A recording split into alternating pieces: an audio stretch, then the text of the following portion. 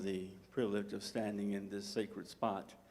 It is a privilege and an awesome responsibility to stand in this sacred spot. But thank God for the privilege.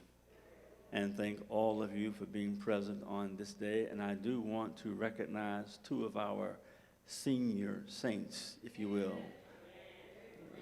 Super troopers, saints. And that is Sister Reasonover. Yeah. She made it out this morning. Faithful, faithful. And then Sister Lorraine Rowland. God bless her. She was located at a facility here in Nashville, but has since been transferred. She's now in Murfreesboro. Say what? Oh, about a week or two. Okay, well, I got the word yesterday it moved, but in a week or two she's going to move to Murfreesboro. But she's here, and she had a desire to be here, so thank you, Sister Alberta, for getting her here.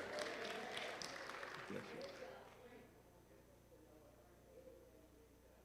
Yes, ma'am. Oh, yes. Oh, yes. Yes, yes. And thank for the soulful, spiritual singing. The music before the worship started, and music since the worship has started. We just have so much to thank God for. And I echo what Brother Gaines says. You are you are the best congregation to serve. So thank you, thank you, thank you. I'm going to call your attention today to Matthew chapter 24. Matthew chapter 24. I'm going to read verses 1 through 13. And I'm always praying that the Lord will have his way. And I trust you're praying along with me. Matthew 24, verses 1 through 13. And I'm reading from the New King James Version. And it says this. Then Jesus went out and departed from the temple. And his disciples came up to show him the buildings of the temple. And Jesus said to them, do you not see all these things? Assuredly, I say to you, not one stone shall be left here upon another that shall not be thrown down. Now, as he sat on the Mount of Olives, the disciples came to him privately, saying, tell us, when will these things be, and what will be the sign of your coming and of the end of the age? And Jesus answered and said to them, take heed that no one deceives you. For many will come in my name, saying, I am the Christ, and will deceive many. And you will hear of wars and rumors of wars. See that you are not troubled, for all these things must come to pass, but the end is not yet. For nation will rise against nation, and kingdom against kingdom, and there will be famines, pestilences, and earthquakes in various places. All these are the beginning of sorrows.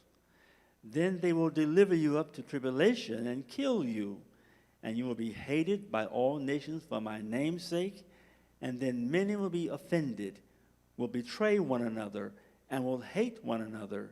Then many false prophets will rise up and deceive many. And because lawlessness will abound, the love of many will grow cold. But he who endures to the end shall be saved. And I want to focus primarily on verse 6b and verse 13. 6b says, see that you are not troubled. For all these things must come to pass, but the end is not yet. And then verse 13 says, of course, but he who endures to the end shall be saved.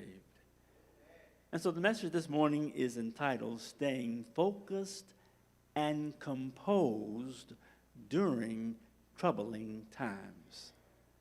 Staying focused and composed during troubling times. in order to better understand chapter 24, I would encourage you to go back and read chapter 23 of Matthew.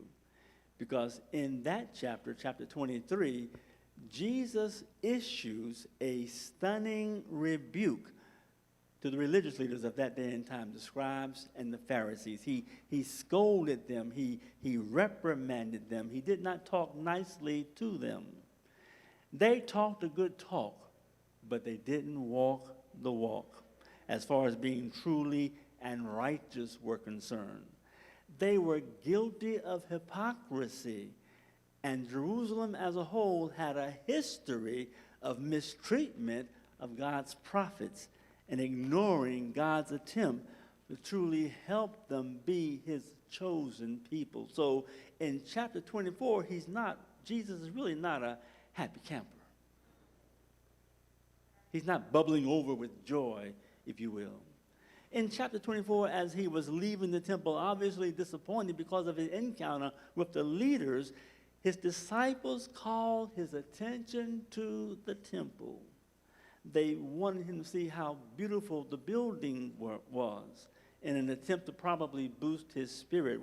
That's what one commentator said, that Jesus was somewhat sad, and the disciples wanted to focus his attention elsewhere. See these beautiful structures around you, if you will.